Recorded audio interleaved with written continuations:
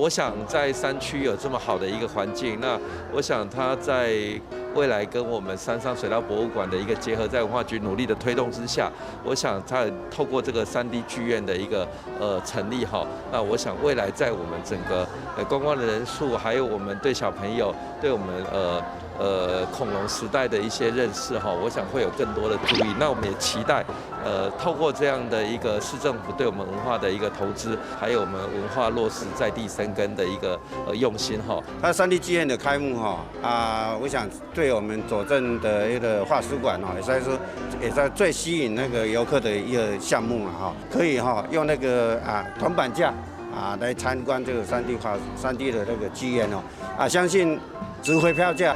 我觉得这里环境然后就是一些基本的那个恐龙的常识，然后小朋友都还蛮喜欢的，感觉很棒。有大恐龙吗？看看，我觉得很生动，然后剧情也很有趣。你有没有戴上什么3D 立体眼镜，那你觉得怎么样？你有觉得有摸到恐龙吗？摸到绿色的恐龙？感觉很可怕。掌握市政3分钟，台南进步向前冲。欢迎收看《市政3分钟》，我是林依婷。左镇花石园区又有新设备喽，全新的3D 剧院在今天开张，而12月2日将上映首部3D 电影《重返恐龙岛》，让大小朋友体验史前的恐龙世界。在年底前更是大回馈，2人同行只要铜板价50元就能戴上3D 眼镜，在全新的3D 剧院和主角一起展开奇幻旅程哦，绝对精彩又好玩。现在就让我们来听听文化局长怎么说吧。我是台南市政府文化局局长叶泽山。化石文化园区从去年开幕之后，至今已经突破70万人次。在网络上被誉为是亲子必去的一个博物馆。那在左镇这个化石文化园区里面，总共有5个馆，每个馆都有非常棒的一些展览，诉说史前远古时期的这些哺乳类大型动物在这个地方生活的一个样态。那我们不断的提升里面的展览的品质。那最近又完成了一个3D 的剧场。那希望透过影片的形式，透过3D 剧场的形式，让大家可以对过去的所谓的远古时期的生态环境等等更加的了解。所以在初期的开放期间，我们优惠民众亲子同游2人50块，也就是说铜板价50块，可以让你享受3D 的这样子的一个剧场。我想这是一个非常难得的机会。那么欢迎爱好自然科学的朋友们、家长们一定要带小朋友一起来，同时享受一下我们新的3D 立体剧场。接下来请收看中嘉新闻。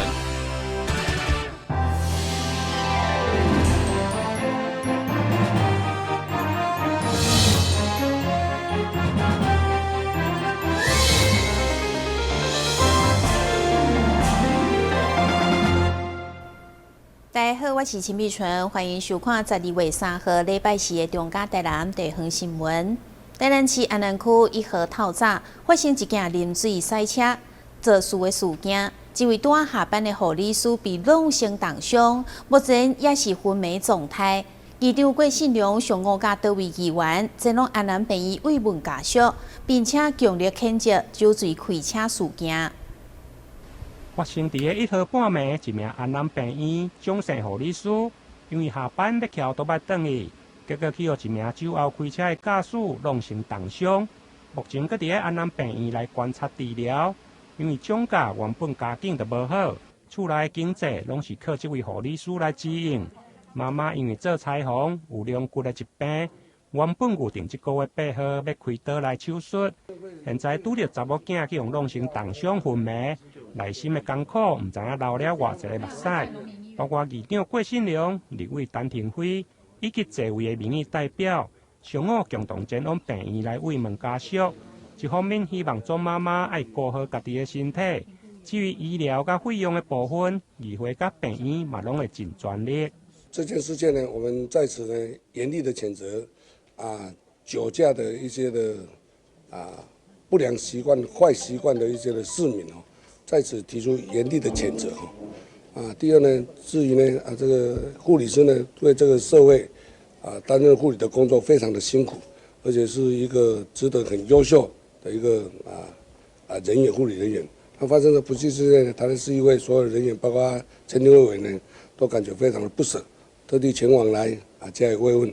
那新逢呢护理师的母亲呢，要在12月8号也要处理这个脊椎的手术，原则上是要放弃那我是建议他继续去治疗，因为他现在也行动不方便，应该呢这自己身体呢先治疗才能够照顾自己的家人和女儿。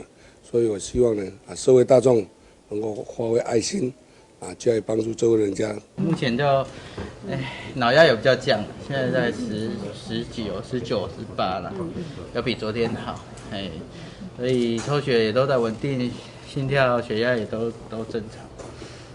所以有在进步，有在进步。指数还是3分。目前要打镇静剂，所以心理指数一定会是3分。好，那我们还会再继续用低温疗法，让他的脑压可以维持稳定。那昨天有做过断层扫描，那看起来都没有新的出血。对着酒后开车伤人的事件，台南市议会议员无分党派，共声来谴责，表达对酒驾零容忍。对着安南区中和路一带时常发生的车祸路段，议长郭信良也表示，会甲市府交通局来讨论，加强交通号志的设置，以保障用路人的安全。台南新闻林根采访报道。为了鼓励长辈行出户外，甚至参与社会活动，圣大老人学研究所白明奇所长用医生开处方的概念，特别结合圣大基美顶5大博物馆，联合发行同行券，只要摕券就当免费参观，要用艺术来介入高龄照护。圣大老人学研究所所长白明奇医生持续关怀失智症，除了举办检讨后大众认识。现在嘛，进一步要甲台南5间博物馆合作，希望用艺术介入老大人的照护，尤其是医生认为长辈，或者是轻度认知障碍者有必要出门行行，就以开药方的方式，请病人去博物馆踅踅。我们把它就当作说，这就等于吃药。医生说我要建议你你要出去走一走。那你出去走一走，没有一个目标嘛？那我想说，那你就去博物馆，去台南美术馆。去走一走，其实，在过去我已经这样发出30几张了，效果真的很好。有些人从来不出去的，家人拿他没办法。不过这医生讲的他真的出去之后，他开始会晒太阳，就会走路，就跟人家互动，甚至会去商店买东西，甚至有人还碰到他，看到一个小孩子很好，很可爱，就跟他玩了，结果发现那小孩子的妈妈是他以前国中在当老师的时候教过的学生，所以就产生一个意想不到的一个过程。不过我们在想这个请他们去博物馆看，这基本上就是第一步而已啦。他们是被动的欣赏，将来看能不能说主动，他不动变成被动，被动再变成主动，主动就真的是参与了，所以真正达到这个社会参与，甚至将来会有生产力也说不定。这款社交的处方，在失智症医疗权威白明奇医生眼中，真正是好处多多，而且强调只要长辈愿意行出去，什么代志拢好办。所以会中5间博物馆嘛将联合发行通行券，只要1券就当免费踅台南市立美术馆、台湾文学馆、台湾历史博物馆以及基美博物馆加圣大博物馆。台南新闻管制何乔邦采访报道。每年是牛年，一般的红包袋若是用生橡来做设计，传统的牛总是会较笨重的形体。不过，立委陈天辉甲议员陈义珍结合安平的文创业者，共同设计一款蜗牛造型的文创红包，不止趣味，阁有吊饰、手机架顶等功能，上午正式甲市民见面。迎接2021年牛年，立委陈天辉甲议员陈义珍结合安平文创业者，选择伫蜗牛箱的项目当中来发表蜗牛文创红包特别有意思，因为平平拢是牛的想法，蜗牛透过古锥的设计，得到相当的喜气，更代表一步一步坚持，追求梦想加实现理想的精神。那今天是把我们的施伯峰施大哥他的一个创意概念，为什么会有这个所谓牛年，然后会有蜗牛这样的一个想法，把它跟大家分享。尤其其实台湾经过一个疫情之后，其实很重要的是我们怎么样把这个壳。这个壳代表是我们一个国家的壳，也代表是世界的壳。我们要背起这一个重任，希望我们台湾可以跟世界接轨，而且它有触角，它可以听所有全世界的声音，跟全世界来做接触。所以台湾要扮演一个很重要的角色，台南也要扮演一个很重要的角色，因为我们是文化古都，我们也是科技新镇。我相信在科技跟文化的接轨当中，台南会更好，台湾会更好。李伟丹天会议员陈丁结合安平文创业者已经连续3档的合作，每一档的设计拢予大家大开眼界。这摆金属材质红包，除了象征真正平安，卖当当作吊饰、糖花加揢手机仔，将文创落实伫生活，兼顾实用加趣味性。你看哈，其实光流它有很多不同的元素办到它的触角，代表什么？它很敏锐。与世界连线，办到我们台湾现在的一个对于世界，不管是在那个疫情或是一些创意科技，像台积电这些点点滴滴，都代表触角的一些敏锐。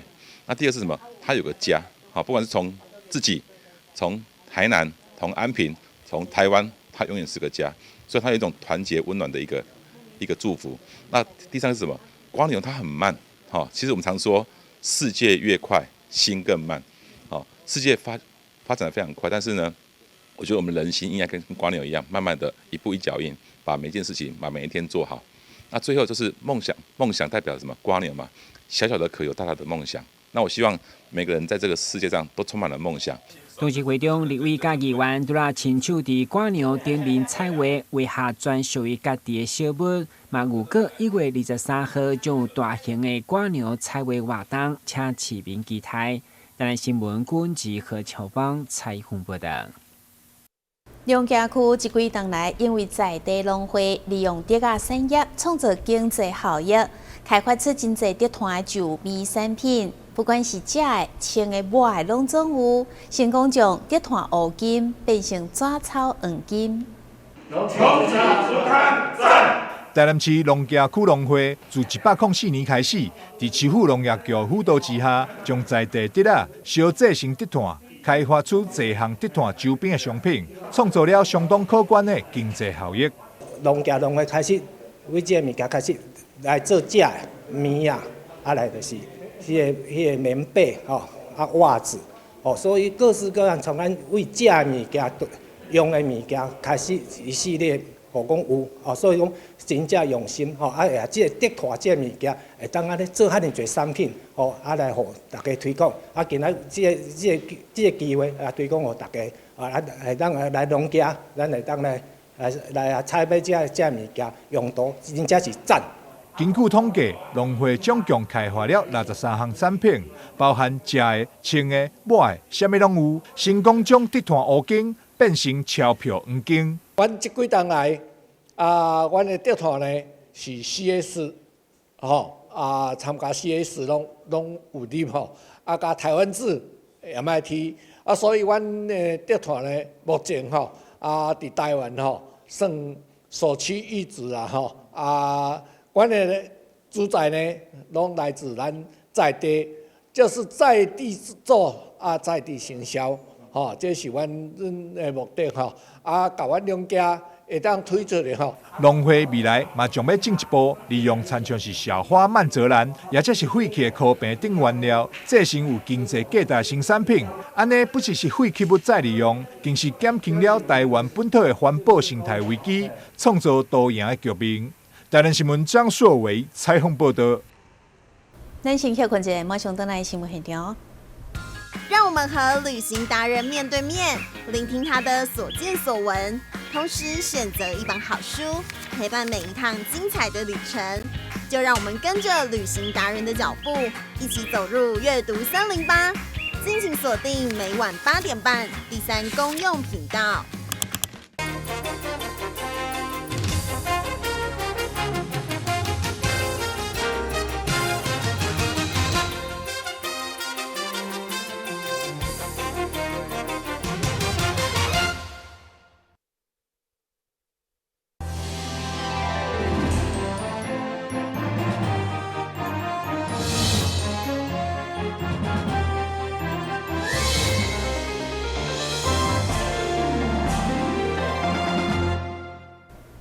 基比医学中心扩大产妇甲新生儿专业照顾服务，特别兴建基比产后护理之家，有基比病院的医疗团队做后盾，更有专属的中医调理、健康食补，为产妇做调养，提供高规格专业照护服务。拥有完善医疗资源的基比病院，为了方便伫病院生产的产妇，有一个舒适的环境做未来。特别伫永康院区试出兴建产后护理之家，总共规划出29个房间，内部设施嘛无输咧5星级饭店。经伫婴儿室采用智慧卡电以外，嘛会当互家长透过 App 伫房间内就当了解幼儿仔的状况。好，那如果需要的时候，我们在消毒的时候会做这样的一个雾化的一个动作，然后让家属就是里面做消毒，让他知道。那平常时候我们是24小时开窗不关，让家属可以一眼一起看到你在做什么。在选择所有的建材的时候，我们只想到一件事情：怎么样让母婴住进来它是安心的。所以你看，光好我们建材，光是这个地板，它是从德国进来的实木地板，那它标榜的是零甲醛。那对家属来讲，他会觉得，至少在这样的一件事情上面，他是放心的。那所有的你看到的建材上面都是低甲醛，所以我们打造一个让家属安心的一个建材一个设施。基比产后护理之家一直举办盛大开幕典礼，基比企业集团董事长廖景祥、基比病院院长邱仲庆以及真侪首要贵宾，拢共同来见证这个时刻。奇美产后护理之家正式开幕。我们一直只有想要因为社会现在有这个需求。我们一定要赶快来做那么让我们的母婴能够在产后能够有一个很舒适的环境能够做到让我们所有这个医护人员可以来好好的照顾他们。中医。我们有很强的这个复健的部门，那这个我们也有营养，这个也是相当我们的强项，所以我们结合这个中西医，还有这个复健、理疗、营养呢，可以让这个母亲跟婴儿呢都得到很好的照顾。基比产后护理之家一直才打开幕，目前的预约状况已经排到明年，可见高规格服务、设备以及环境。非常受到真侪产妇的喜爱。台南新闻张硕伟采访报道。嘉南药理大学幼保系毕业联展，12月3號甲4號連續2天，伫個學校國際會議中心演藝廳舉行。這出阿嬷慶生會兒童劇，不管是劇本、演員、服裝、道具，全部攏是學生一手包辦。透過報道，做伙來看因展現出什麼款的成果。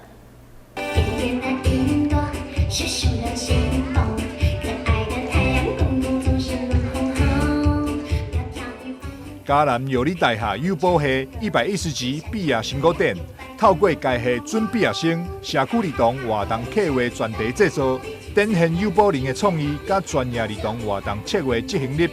学生自编、自导、自演这出奶奶的庆生会儿童戏剧，希望透过演出丰富社区儿童的生活，嘛扭近了社区之间的距离。你觉得哪边最好看？你讲一下。那接下来就是那个奶奶演的一番声音很像。很像哦。那你觉得跟电视某某台像不像？像。奶奶那里。奶奶那里很好笑啊，哪边怎么好笑？你讲一下。也常常照顾我们呢。假发。假发。这次的这个毕业展呢，同学也尽了相当的努力哈，包含这个剧本啊，或者是这个布景啊，或者是造型啊，都是由同学自行来这个制作哦，那相当的辛苦。那可以从这个展览的成果看得出来，我们这个幼保系的这个教育的品质哈是相当的不错。那也希望说在这次的展览里面呢，成果展里面呢，可以让这个各界呢来认识我们嘉南药理大学的幼保系。这届展演不管是活动创意、剧本编写、服装造型、道具布景、舞蹈编排、海报文宣，一切拢是由学生一手包办。这群准毕业生虽然在讨论的过程中，嘛有意见袂合的时阵，但看到最后成果，因拢感觉价值了。摩擦有，就是比较不知道大家都要什么的的方式，然后就是一直沟通，然后去把我们所想要的把它结合在一起，这样其实还蛮有成就感的。就是因为我是总召，就是要筹划全部，然后老师也有帮我很多，然后就是大家一起这样子。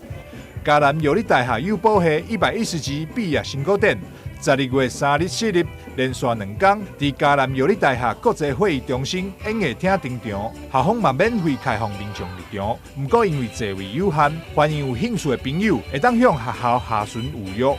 台南新闻张硕维采访报道。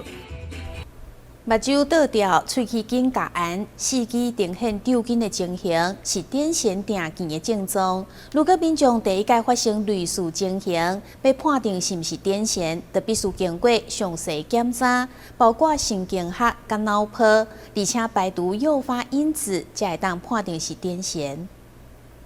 一般民众如果第一届发生癫痫的症状，包括目睭倒掉、喙齿紧夹按，甚至出现四肢会喘。拢会惊是毋是得到癫痫。卫生福利部台南病院神经科医师黄宏林表示，其实要判定是毋是癫痫，必须要经过详细检查，而且要排除诱发因子。基本上要诊断癫痫，有3种情况。第一个呢，就是它有2次非诱发性的发作。那什么叫做诱发因子呢？包括说像前面提到的，睡眠不足，那或者是说他最近有发烧、有撞到头之类的，或者说他血糖太高、血糖太低，然后诱发他癫痫发作，这个叫诱发性的发作。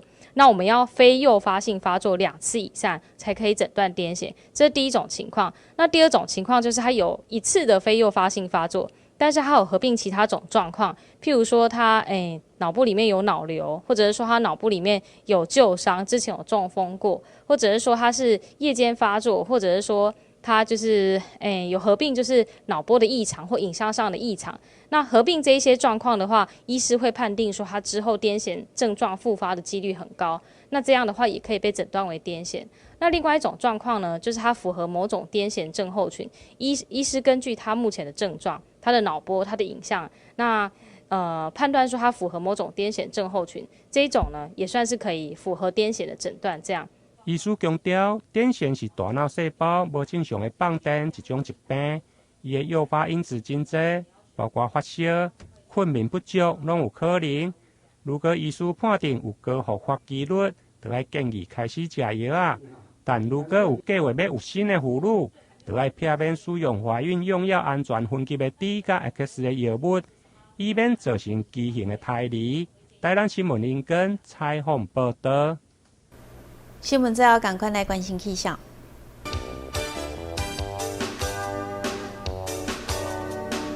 明仔载是好天，有时节份的天气，温度19度到27度，袂落雨。海面平均风力6级到7级，上大阵风是9级。感谢你收看12月3号的中嘉台南电视新闻，我是陈碧纯，咱再会。